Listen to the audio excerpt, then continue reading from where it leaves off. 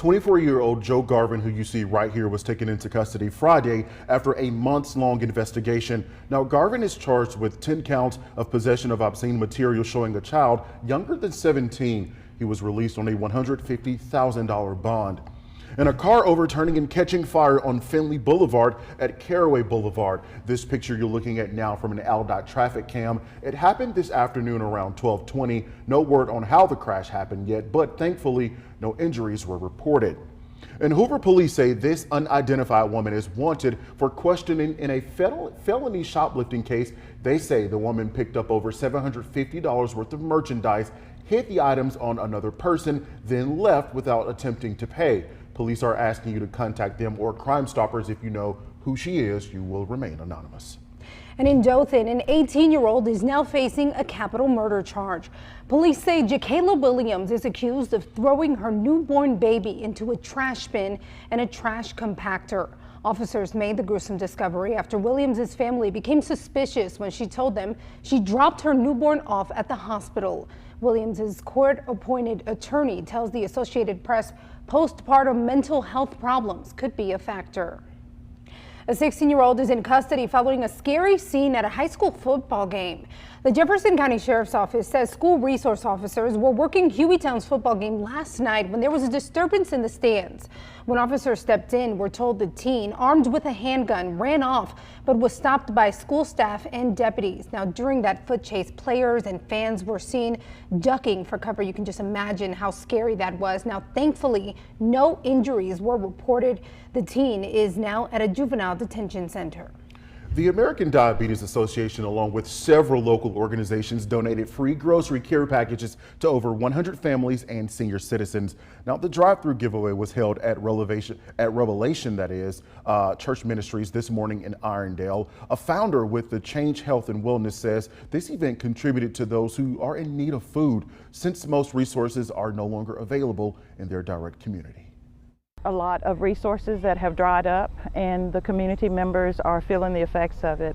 What I mean by that, we have a lot of community members that were maybe on food stamp benefits. Those benefits have been cut, and since the pandemic is no longer a national emergency, those needs are still here. So we try to come out into communities such as this one, and we provide food items, non-perishables, and produce. Items such as potatoes, onions, apples, and ground beef were also included in the packages. Well, many schools are starting a new year with staff shortages. Now, it's a problem that's gotten worse during the pandemic, but is it still getting worse, or is it getting any better? Yeah, Washington correspondent Jackie DeFusco found out school job openings remain near record highs.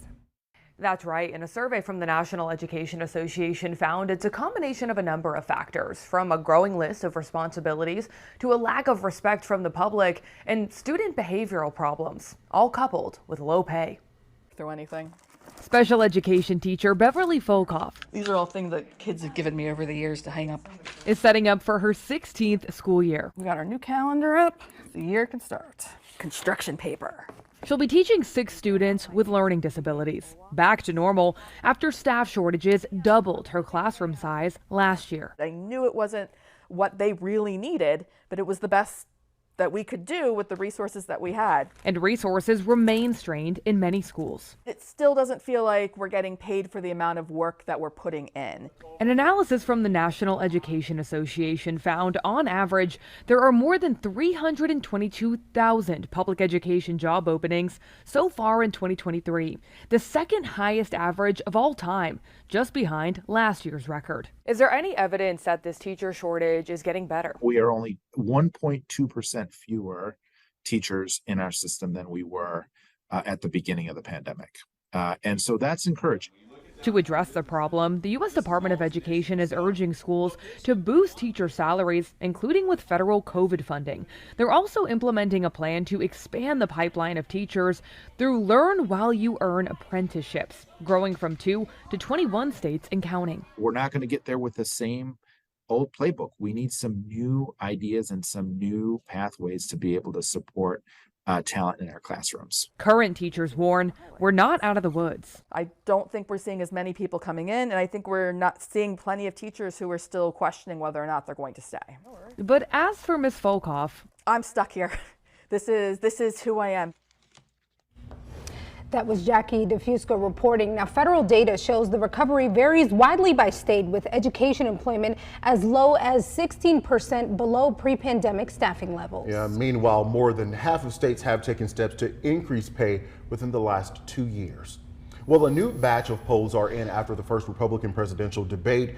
8 candidates took the stage Wednesday night while former President Donald Trump decided not to show up. Now, 3 post-debate polls released Friday suggest a few candidates stood out, but former President Trump maintains a strong lead.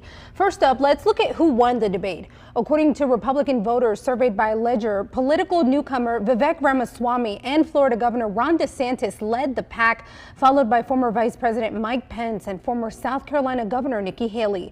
Nonetheless, a survey from Morning Consult of potential Republican primary voters shows Trump maintaining a 44-point lead over DeSantis, with Ramaswamy at his heels. Now, those numbers largely unchanged from the pre-debate survey.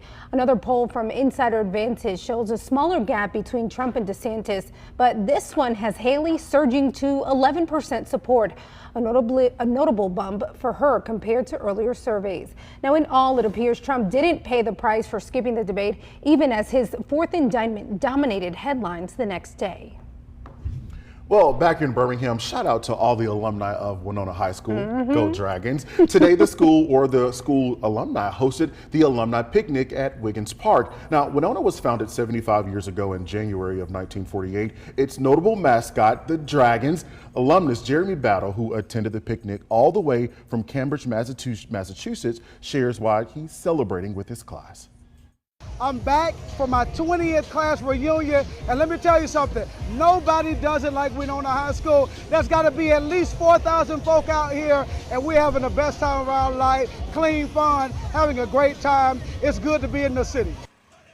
Now, Battle says he's been coming to the alumni picnic since he was a kid, which is a family tradition for him, and as a proud 2006 graduate of Winona High School, I say go Dragons. Go Dragons.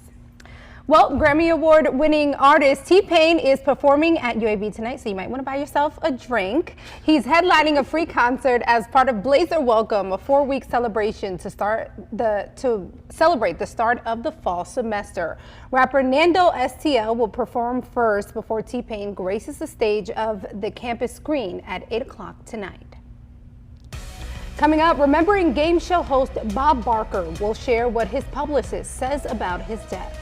And you may think you're ready for retirement, but warning signs say otherwise. The checklist you need to know before making the final decision. And we take you to break here with a live look of the Magic City from the WVTM 13 Skycam. 97 degrees outside. Don't forget to hydrate. We'll be right back after the break, folks.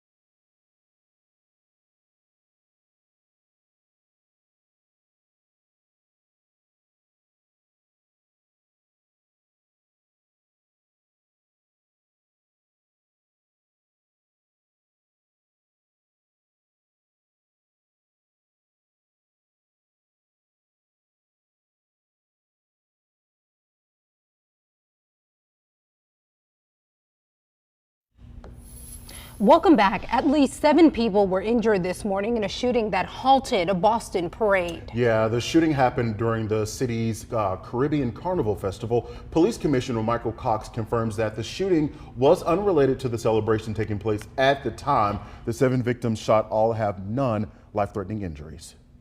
We have many officers out here, and we will absolutely do all we can to make sure that you are arrested for disturbing any kind of the public's peace whatsoever when it comes to these cultural events in our city. Cox also added more victims could come forward and says officers have arrested 2 suspects involved in the shooting. Well, several people are dead after a shooting this afternoon in Jacksonville, Florida. The city's mayor, Donna Deegan, says it happened at a Dollar General store near Edward Waters University. She says the suspected gunman barricaded himself inside the store. It's not clear if the gunman shot his victims in the store or a different location. Well, we have some sad news to report. Price is Right game show host Bob Barker has reportedly died at his Los Angeles home. Yeah, he was 99 years old and was a household name for more than a century. Barker served as the host on the classic game show for 35 years before passing the mic to comedian Drew Carey in 2007. Barker also had hosted the show Truth or Consequences from 1956 to 1974. He was inducted into the Television Academy's Hall of Fame in 2004 and retired soon after in June of 2007. He was also well known for his advocacy for animal welfare issues. Now to Rawson Reports. Focused on your money, and you may be mentally ready to retire, but financially ready is a lot different. Yeah, our chief national consumer correspondent, Jeff Rawson, has the warnings that may signal you're not ready for retirement and a few tips to fix that retirement checklist. Yeah, so you want to retire. I don't blame you, but you're just not sure you can. Here are 3 things financial experts say will tell you if you are not ready to retire and a helpful trick to fix it. First warning sign, you have a large amount of debt. Now, there's good debt and there's bad debt. Let's start with the good debt.